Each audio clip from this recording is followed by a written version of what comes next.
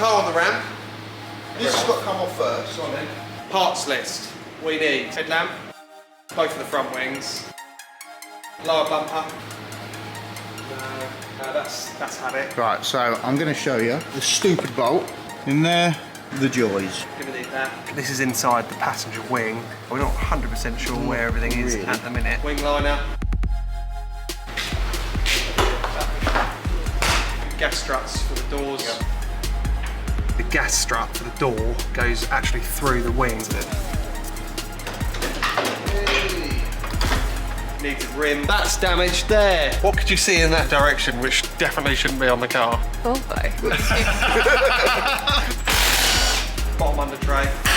The under tray was damaged when we got the delivery of the car. It had a bit of an incident with a forklift under here and it got bent. Oh look, that's in front. Air goes in there.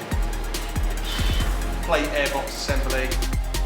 Oh, is there a horse in here? Oh no, it's Kieran's head. I've got parts. We don't want to be paying that. Invoice from Copart for the car. This is nice, isn't it? It's got Yeah, it's quite cool. It's got for the pens. The pens. Why? It was £560. Got a stroke light going on.